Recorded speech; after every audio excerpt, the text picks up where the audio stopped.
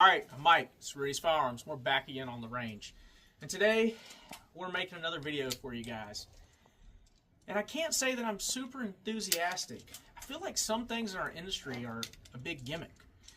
I remember a time when CAA made a kit, and it was called the Roni, and it was for your Glocks. It was throw your Glock into this polymer Nerf gun chassis thing that made your Glock a lot less usable, but had a stabilizing brace on it. So, I really don't see a point in it, so I guess I'll just get down to business. Here we are, 2025, and we have an American company known as Flux, and they're making a chassis for your Glock, and they have partnered with SIG to make the Flux Raiders.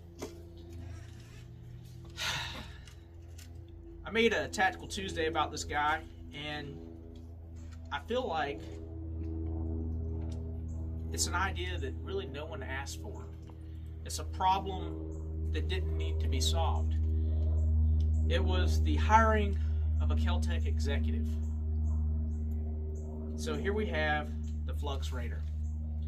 It's a 320 pistol with a stabilizing brace attached and a spring. So when you press this here, it launches it out. It has a polymer pick rail for a sight on the top. It holds 2 mags, and none of the controls are very ergonomic.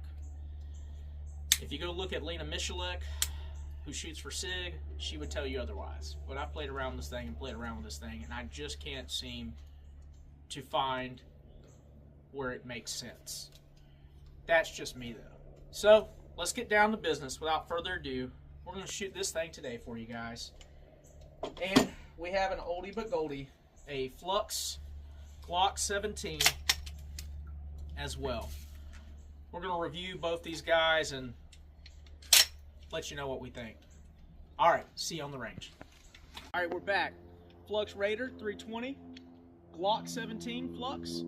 Me and Ian's going to put some rounds through these things and let you know what we think. So yeah, I'm going to go ahead and shoot this thing. Already out of the box, the controls on this are, like I said, different. So if you want to charge the weapon, you're going to grab the front of the slide. There's no place to grab it on the rear. Here we have a SIG Romeo mounted to it. The allure of this thing is that it's really lightweight, it's compact, and the arm brace flies out at you. So we're going to drop the slide and we're going to send a few rounds.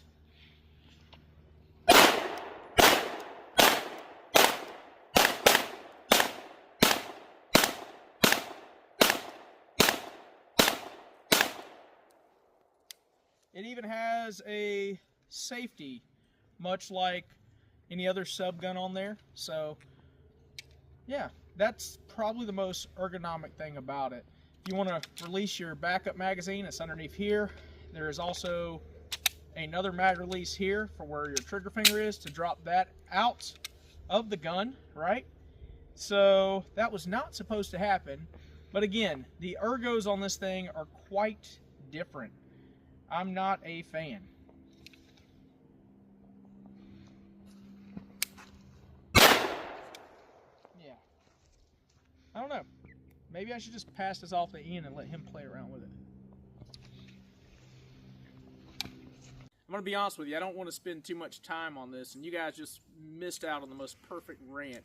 Ian is over here getting the buggy in front of the horse, and we haven't even finished talking about the 320 Flux, and he is a grumbling old man about this thing. I wish he would just quit his complaining and his moaning, but go ahead, Ian. Tell the people what you think already. Let's go ahead and start on the Glock. I don't know, this kit is, I think it's awful. There's not a damn thing you can do to this thing. You cannot manipulate it when the stock is in. You can't even reach the mag release. You can't reach the slide lock or the release. It's impossible to do anything with it. And just to redo the stock, I mean, you gotta hit so hard you send the slide home anyway. So, I don't know. I don't think I'm gonna like it, but we'll see how it goes. Now that Ian is done rambling, we are back with more on the Flux 320 Legion. I'm going to pass this off to Ian, and we're going to get his honest opinion about this one. All right, Ian, so gun is on safe. You're going to have to charge it, and we're going to just trade off. Cool. I do like the Glock 17. I'm not a fan of the Flux so far, but, you know, what can I say? Oh, man. I already don't like that. Okay, well, let's see, I guess. Oh, yeah. See, the safety's there, Ian. It's a sub gun. Oh, come on, man.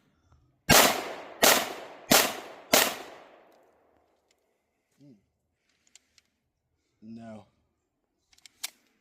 I will say this is way better than pulling the mag out of that or putting it back.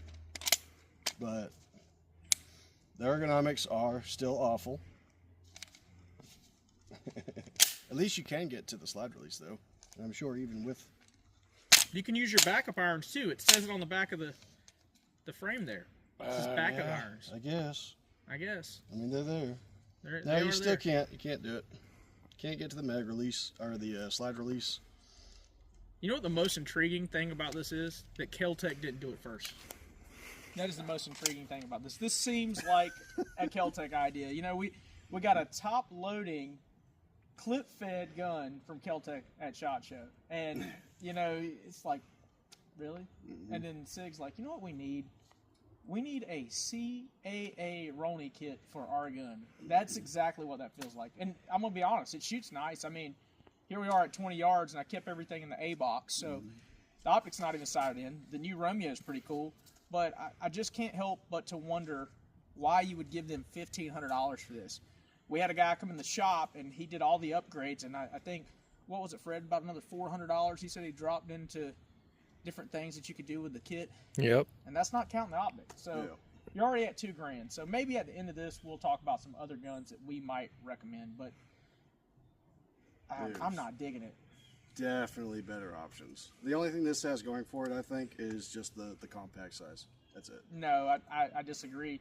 If you buy a SIG Legion product, most of them will come with challenge coins, and they'll also allow you to have access to the SIG Legion Club.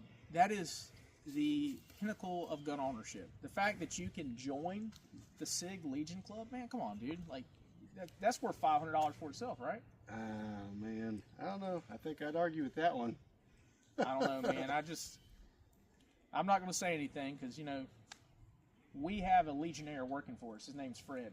Frappe Fred is a honorary Legionnaire. He's got one of those little rings, too, man, that you get out of the bottom of the Cracker Jack box. It's like from the 80s, the Dakota ring. So he can read all of the fine print on anything SIG makes. So there's that. So you can decipher for us. Yeah. He knows the codex. Yeah. Maybe we're missing something here, so we're going to get him to chime in on this. Well, we're going to pause the video and we're going to let Frappe Fred show us how to work his SIG magic on this Raider. All right, Fred, come on. All right, let's see if this thing can live up to the Legion name and see if it's deserving.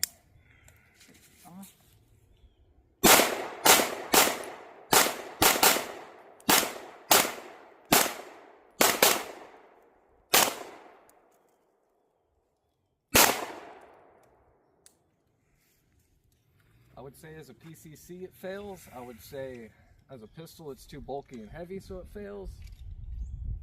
All around, I'm not the biggest fan of this. Does it get 9mm on target fine? Sure. Is there better ways of doing it? Definitely. I would agree, and there is nothing like hearing this from an honorary Legionnaire. He's our very own Sean Connery. He is literally part of SIG's League of Extraordinary Gentlemen. He owns everything SIG, and for him to say anything bad about this, he's going to have to go to confession tomorrow. Yes, sir. So, yeah, so. Well, I guess the Glock one's up next. All right, so Ian's about to be on the Flux Raider. So without further ado, we're going to let him grumble and gripe about the Glock 17 Flux. Take it away, Ian. Yep. We're going to see how this goes. I really cannot even stand this. I mean, I will say the 321 is much better, built-wise. I do like that you can actually grab the back of the slide for this one. So it might be a little bit better 320. We'll just have to see. Yeah, he's been complaining about this thing for a solid 10 minutes, and we just left it out of the video. So we're gonna let him shoot, and then we'll talk some more. Go for it, homie.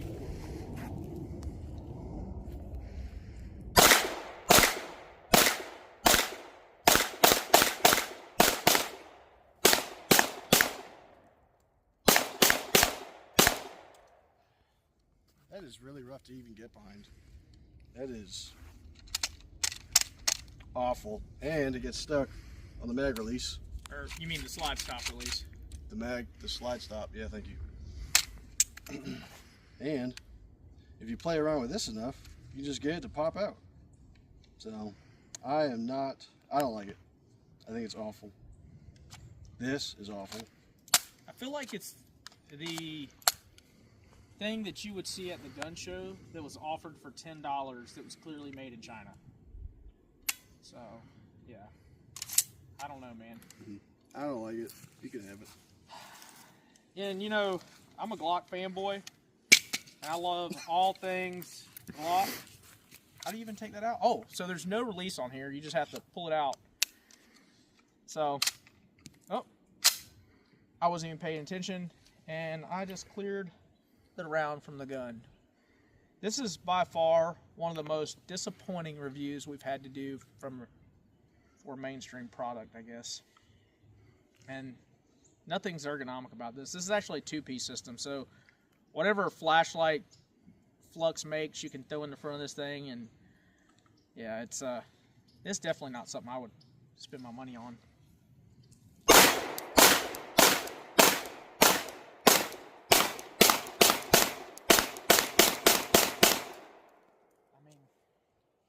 Again, and Ian just made a point. It's really cheap. It feels cheap.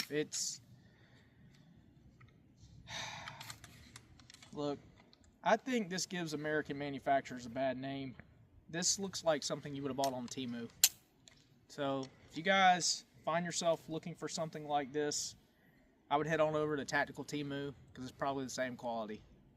It's wildly disappointing. So that's my opinion on it. I think Ian feels the same way. And do you even want to shoot this thing, Fred? I'm good. Yeah. Again, it's one of those things you just want to be over, and you question why it even exists to start with. Kind of like the Ford Ranchero. Not a truck, not a car, but it still was invented. That's where the Flux lives. Alright, we're going to show you some other options. So, we're back, and we're going to offer you some legitimate solutions for the problem, which is the Flux. Again, it exists in the realm... Man, I really don't know why it exists. It's just there. There's no real reason other than collectible to want to own one. The functionality is really not there. There's so many better options. So, it is not a pistol. It's not a subgun. I can't tell you what it is. It's unergonomic. It's just $1,500 that could be spent towards something else. And a lot of the argument comes from, well, I want a very small gun that I can carry with me, that I can effectively put rounds on target. Ian's got a TP9 here with a suppressor. And if we look side by side, they are the same size. And then, Ian, extend that stock on there. Again, same size. So if you're wanting something that is truly usable and is a subgun, you might want to check out the TP9. And we got some other ones for you. Ian, you want to throw some rounds down range and show these guys the TP9? Oh, yeah. It's super quiet, too. These are what, 147 grains? Yeah, 147 Federal.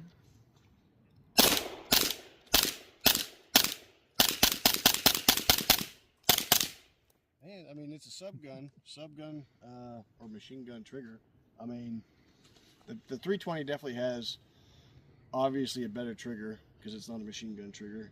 But even for that, it's fine, totally fine. It does everything you need to do, everything you want it to do, way better than that. and it's so much more controllable, ergonomic. I mean, you can actually reach the mag release with the stock in, and the slide release with the stock in. You don't need it. It's totally fine. Much better. So, we're going to pass this one off to Frappe Fred and let him show you his crown jewel, his creme de la creme subgun, what he spent a year's worth of CZ money on. All right, later. All right, so we're back again with another comparison. 320 Flux and the B&T APC 9. If we lay these things side by side, you will notice that this APC 9 is longer, but it is a true subgun. And the only thing that's cooler about the Flux than the APC is, it pretty much will do this. The inner child of me loves that. I don't know why, but it does. Fred, without further ado, show them what the APC can do.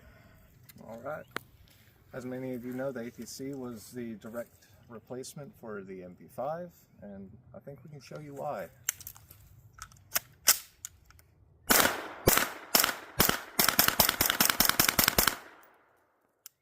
Man, I wish that thing was as ergonomic as a Flux, said no one ever. Yes, sir. Runs smooth as butter. It's reliable as everything get out, and I love this thing. Oh, and it takes AR triggers. We're back with our final comparison. And I get it. This is a much longer firearm. But is there anything more iconic or die hard than the HK MP5? This is Ian's SP5. This is what every subgun wished it could be. I don't even know how you could compare the Flux to something like this. This thing is the epitome of craftsmanship. You have anything to say about the Flux compared to this? It's smaller. I would. It's just certainly smaller. This was, you know, considered not so ergonomic a few years ago, right? Compared to the newer stuff we have, but it's still more ergonomic than the Flux. It's a hell of a lot more customizable. I mean, but it is also twice the cost. twice the worth. Twice the worth. Mm-hmm. You can't slap a Flux in the battery, can you?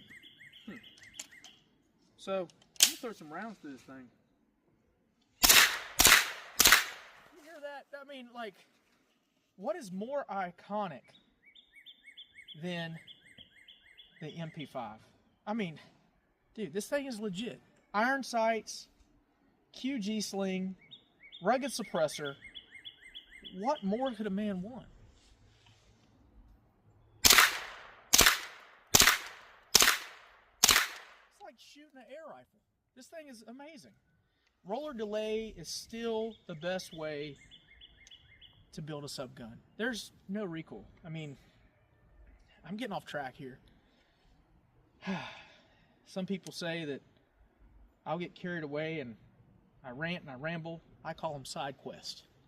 I'm definitely about to go on a side quest, and we're about to start reviewing the HK SP5. We'll save that one for a later date.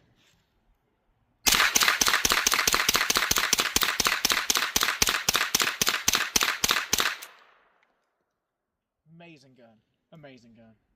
So, before you waste your hard-earned dollars on a Flux Raider, why not consider something cool like an SP5 or Fred's APC or a TP9, Grasshopper mouse, even a CZ Scorpion? There are so many better options.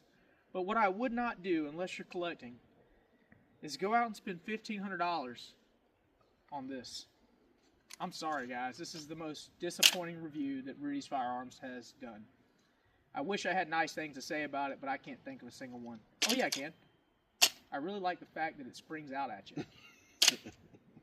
Reminds me of those toys that you'd buy at Kmart in the 90s. A little jack-in-the-box. Yeah, pretty neat. So, yeah. Do we have anything else that we need to say before we wrap this review up?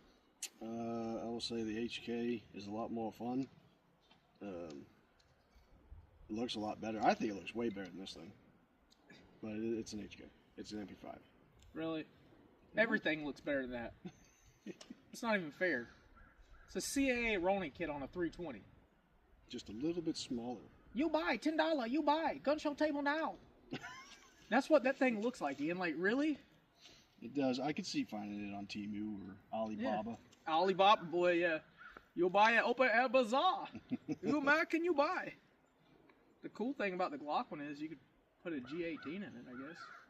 Yeah, oh yeah, you see all them kids with the switches. Give them one to them.